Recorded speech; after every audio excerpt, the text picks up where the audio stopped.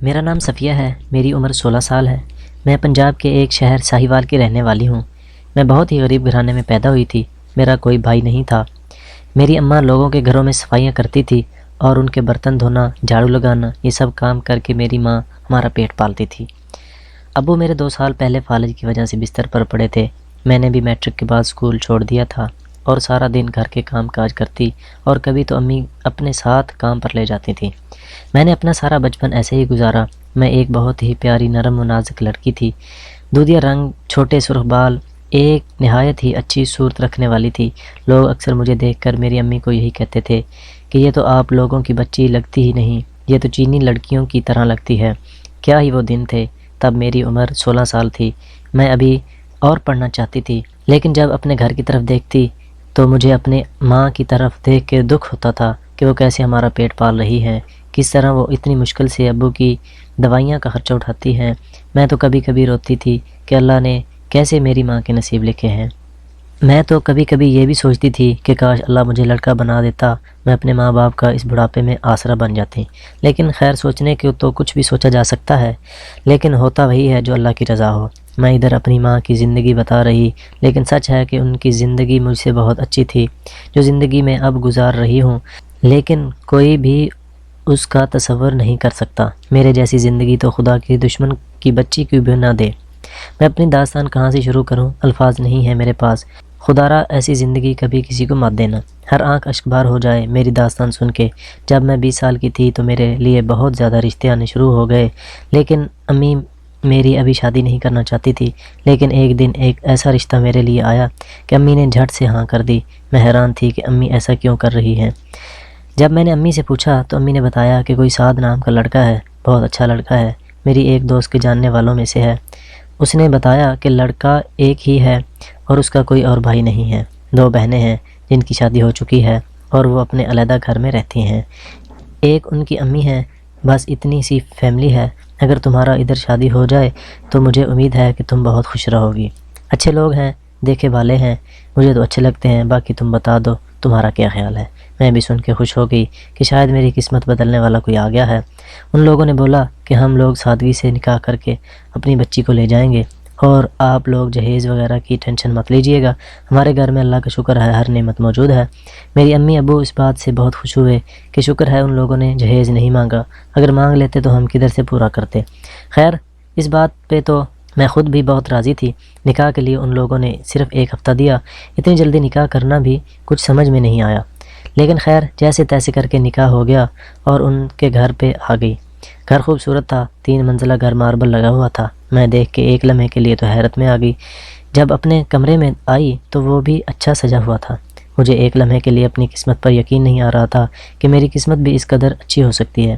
سعد بہت اچھے انسان تھے اور سب سے بڑی بات، میری ساس بہت اچھی تھی، مجھ سے بہت پیار کرتی تھی۔ شادی کو اتنی دیر ہو چکی تھی، آج تک میری ساس میرے بہت سارے کام کر دیتی تھی۔ میں بہت خوش تھی کہ شوہر تو اچھے ملے ہی ملے، ساس بھی بہت اچھی ملی۔ جتنی ان لوگوں کی تعریف سنی تھی وہ تو بہت ہی کم تھی، یہ لوگ بہت زیادہ اچھے تھے۔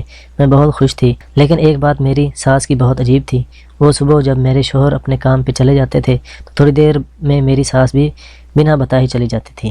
کچھ دن میں نے کوئی سوال نہیں کیا، لیکن ان کا روز کا معمول دیکھ کر میں خود پریشان ہو گئی تھی کہ آخرکار یہ جاتی کہاں ہے۔ ایک دن میں نے پوچھ لیا تو بولی کہ میری ایک دوست ہے، ادھر سے تھوڑے فاصلے پہ ہی رہتی ہے، ان کے پاس چلی جاتی ہوں، ذرا وقت اچھا گزر جاتا ہے۔ میں نے بھی ان کی اس بات پہ یقین کر لیا۔ اب میں ان سے بالکل بھی نہیں پوچھتی تھی کہ وہ کہاں جاتی ہیں۔ وہ شام میں جب گھر آتی تھیں تو آ کر میرا سارا کام کرتی تھیں، یہاں تک کہ مجھے کمرے میں لٹا کے جاتی تھیں، بہت پیار کرتی تھیں۔ وقت ایسے ہی گزرتا گیا اور ایک دن آیا جب مجھے پتہ چلا کہ میں ماں بننے والی ہوں۔ میں بہت خوش تھی، میرے شوہر بھی بہت خوش ہوئے اور سب سے بڑھ کر میری ساس خوش ہوئی۔ انہوں نے میرا بہت خیال رکھا، مجھے کبھی یہ کمی محسوس نہیں ہونے دی کہ میری ماں میرے پاس نہیں۔ میری ماں سے بڑھ کر وہ مجھے پیار کرتی تھیں، میرا سارا کام وہ خود کرتی تھیں، اور تو اور مجھے رات میں کھانا کھلا کے، دودھ کا گلاس بھر کے مجھے پلا کے اور پاس بیٹھ جاتی تھیں۔ جب تک میں سو نہ جاتی تھی وہ پاس بیٹھی سر میں ہاتھ پھیرتی رہتی تھیں۔ 1 ماہ ہو گیا تھا، ایک دن اچانک میری طبیعت خراب ہو گئی۔ میرے شوہر مجھے ہسپتال لے کے بھاگے۔ طبیعت اتنی خراب ہو گئی کہ مجھے اپنا بچہ کھونا پڑا۔ اسی صدمے سے میں 1 ہفتہ بستر پر پڑی رہی۔ میرے شوہر نے مجھے بہت سنبھالا، بہت دلاسا دیا، مجھے میری ساس نے بھی بہت خیال رکھا۔ میرا ایک ہفتے بعد میں واپس پہلے کی طرح اپنی زندگی میں واپس آ گئی۔ وقت گزرتا گیا، میں اللہ سے بہت دعائیں کرتی تھی کہ اللہ میری گود بھر دے، پہلے کی طرح بھر دے۔ میرے شوہر نے بھی مجھے بہت دلاسا دیا کہ اللہ کی رحمت سے نا امید نہیں ہوتے۔ ایک بار پھر اللہ نے میری دعا سن لی، ایک بار پھر میں حاملہ ہو گئی۔ میری خوشی کا تو کوئی بھی ٹھکانہ نہ تھا، اور اس بار تو 2 ہفتے بعد ہی میرا حمل ضائع ہو گیا۔ لیکن حیران کن بات یہ تھی کہ میرے شوہر اور میری ساس کے رویے میں ایک ذرا سی بھی تبدیلی نہیں آئی۔ میں بہت حیران ہوئی اور پریشان ہوئی، لیکن بیمار بھی رہنے لگی، صرف یہ سوچ کے کہ میرے ساتھ ہی کیا ہو رہا ہے۔ ان کی محبت بھی میرے لیے کم نہیں ہو رہی تھی۔ 3-4 بار میں حاملہ ہو رہی تھی، لیکن ایسے ہی میرا حمل ہر دفعہ ضائع ہو جاتا تھا۔ اب ذہنی طور پر بیمار ہو چکی تھی، اتنی طبیعت ہر وقت خراب رہتی کہ کچھ سمجھ میں نہیں آتا کہ میرے ساتھ ہی کیا ہو رہا ہے۔ میرے شوہر مجھے ڈاکٹر کے پاس لے جاتے تو ڈاکٹر بولتے اسے ہسٹیریا کا مرض ہے۔ میری کیفیت پاگلوں جیسی ہو گئی تھی، کچھ سمجھ میں نہیں آتا کہ میرے ساتھ کیا ہو رہا ہے اور کیوں ہو رہا ہے۔ خیر میری ساس میرا بہت خیال رکھتی تھی۔ اس دوران میرے ابو بھی اس دنیا سے چلے گئے۔ اب میری امی اکیلی پڑ گئی تھیں۔ سب کچھ عجیب سا ہو گیا تھا، یہ دنیا خالی خالی لگنے لگی تھی۔ ایسا لگتا تھا کہ جتنی تیزی سے یہ خوشی کی لہر میری زندگی میں آئی تھی، اتنی ہی تیزی سے میری زندگی سے جا رہی تھی۔ لیکن پھر ایک دن میری زندگی میں ایسا آیا جس نے میری روح کو چیر کے رکھ دیا۔ وہ دن میرے لیے قیامت سے کم تکلیف دینا تھا۔ اس دن میری آنکھوں سے سب پٹیاں اتر گئیں۔ جس دن میں نے اپنے شوہر کو اپنی ساس سے باتیں کرتے سنا، میری آنکھیں اور کان ان لمحات کو دیکھنے اور سننے کے قابل نہیں رہتے تھے۔ ہوا کچھ یوں تھا کہ میری ساس روز کی طرح مجھے سلا کے چلی گئی تھی۔ میرے شوہر کام سے دیر سے گھر آتے تھے اور میری ساس ان کو کھانا وغیرہ خود بنا کے دیتی تھی۔ شادی کے پہلے دن سے آج تک یہی معمول تھا۔ اس دن بھی یہی ہوا تھا۔ میں سو گئی تھی، اچانک میری پیاس سے آنکھ کھلی۔ میں پانی کے لیے کمرے سے باہر آئی، سر کو چکر آ رہے تھے، پھر بھی چیزوں کا سہارا لے کے میں کچن میں گئی، پانی ڈالا اور کمرے میں آ رہی تھی کہ اچانک ہنسنے کی آواز آئی، میرے کانوں میں پڑی۔ آوازیں میری ساس کے کمرے سے آ رہی تھی۔ میں کمرے کے پاس گئی اور کچھ سننا چاہا تو کمرے سے میرے شوہر کے بھی ہنسنے کی آوازیں آ رہی تھیں۔ میں نے غور کیا تو یہی سنا کہ ہاجرہ میری ساس کا نام۔ آہستہ بولو، لیلا اٹھ جائے گی۔ تو آگے سے ہاجرہ کہتی ہے، وہ نہیں اٹھنے والی، میں نے نیند کی گولی دے دی ہے اور اسے سلا دیا ہے، وہ صبح تک نہیں اٹھنے والی۔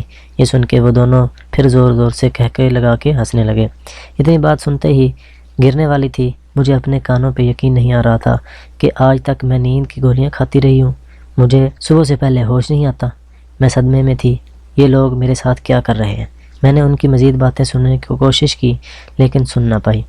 اگلے دن میں نارمل اٹھی، ان لوگوں کو شک نہ ہونے دیا کہ مجھے ان پر شک ہونے لگا ہے۔ دن ایسے ہی گزر گیا، رات آ گئی، میری ساس دوائی لے کے میرے کمرے میں آئی، میری ساس دوائی لے کے میرے کمرے میں آ گئی۔ میں نے ان کا دھیان ہٹتے ہی گولیاں چھپا دی اور ان کو محسوس کرایا کہ میں نے دوائی کھا لی ہے، اور میں جلدی سے لیٹ گئی۔ تھوڑی دیر میں میری ساس اٹھ کے اپنے کمرے میں چلی گئی۔ جیسے ہی میرے شوہر گھر آئے وہ سیدھا ان کے کمرے میں چلے گئے۔ تھوڑی دیر بعد پھر سے ان لوگوں کے ہنسنے کی آواز آنے لگی۔ میں آہستہ سے اٹھی اور ان کے کمرے باہر کان لگا کے ان کی باتیں سننے لگی۔ آج جو میں نے سنا وہ کبھی میں نہ سنتی۔ میرے شوہر میری ساس یعنی ہاجرہ سے یہ باتیں کر رہے تھے کہ ہاجرہ، مجھے لگتا ہے یہ عورت بھی بچہ پیدا نہیں کر سکے گی۔ کیا فائدہ ہوا مجھے دوسری شادی کرنے کا؟ تم سے اولاد نہیں ہو سکتی تھی اس لیے اسے شادی کی تھی، لیکن یہ بھی اب کبھی ماں نہیں بن سکتی۔ اب کیا کروں گا میں؟ مجھے بچے چاہیے اور ہر حال میں چاہیے۔ ہاجرہ بولی، ہاں میں اپنے شوہر کی ایک اور اس سے بھی پیاری لڑکی سے شادی کرا دوں گی، دیکھنا وہ آپ کو بچہ دے گی۔ سعد بولے، اس کا کیا کریں گے؟ ہاجرہ بولی، یہ ایسے ہی مر جائے گی۔ تو اس بات پر دونوں ہنسنے لگے۔ یہ سب سننے کے بعد میرے تو پاؤں کے نیچے سے زمین ہی نکل گئی۔ میں نے کبھی ایسا سوچا بھی نہ تھا کہ جس عورت کو میں اپنی ماں کا درجہ دے رہی تھی وہ تو میرے شوہر کی بیوی ہے۔ یہ سب میرے ساتھ کیا ہو رہا تھا کہ کچھ پتہ نہیں چل رہا تھا۔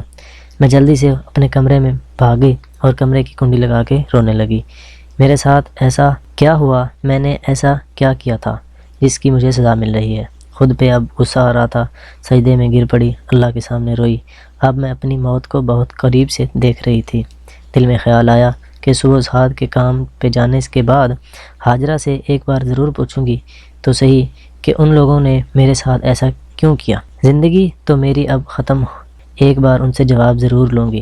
روتے روتے کب آنکھ لگ گئی پتہ نہیں چلا۔ صبح جب میری آنکھ کھلی تو سعد کام پہ جا چکے تھے۔ میں اٹھی اور سیدھی ہاجرہ کے کمرے میں چلی گئی۔ حاجرہ میری طرف دیکھ کے حیران رہ گئی کہ میں ایسے اس کے کمرے میں کیسے آ گئی۔ سیدھی اس کے قریب جا کے اس کا ہاتھ پکڑ کر بیٹھ گئی۔ حاجرہ، تم نے میرے ساتھ ایسا کیوں کیا؟ اتنا بڑا دھوکہ کہ تم کیسے کر سکتی تھی میرے ساتھ؟ میرے یہ سوال حاجرہ کو چکا دینے والے تھے۔ اسی وقت حاجرہ اپنی اصلی حالت میں آ گئی اور بولی، تمہاری اب ہمیں ضرورت نہیں۔ میں بچے پیدا نہیں کر سکتی تھی، اس لیے میں نے اور سعد نے مل کر یہ سب کیا، لیکن میں یہ بھی نہیں چاہتی کہ سعد کے کبھی بھی اولاد ہو اور میرے علاوہ، اس لیے میں تمہارے بچے بھی مارتی رہی اور تمہیں ایسی دوائیاں دیتی رہی جس سے اب تم اندر سے بالکل خالی ہو۔ بہت جلد اب تم اوپر پہنچ جاؤ گی۔ دودھ میں تم کو دوائی ملا کے دیتی تھی، دیکھو کیسا حال کر دیا میں نے تمہارا۔ یہ سب باتیں مجھے تیر کی طرح لگ رہی تھیں۔ میں نے حاجرہ کو اس کے کندھوں سے پکڑ کر ہلایا اور صرف یہی بولا کہ اللہ انصاف کرنے والا ہے، تم نے جو کیا تم اس کی سزا ضرور پاؤ گی۔ میں تمہیں اب کچھ بھی نہیں کہوں گی، اللہ مجھے انصاف دے گا اور تمہیں اس کی سزا ضرور دے گا۔ میں وہ گھر چھوڑ کے آ گئی اور اپنی امی کے پاس۔ تھوڑے دنوں کے بعد خبر آئی دونوں کی کار ایک ٹرک میں لگی اور وہ دونوں ہی وہیں مر گئے۔ اللہ کی لاٹھی بے آواز ہے۔ میں بھی اپنی اسی زندگی کے آخری دن گن رہی ہوں۔ کیا میں نے اللہ کے اوپر فیصلہ چھوڑ کے صحیح کیا؟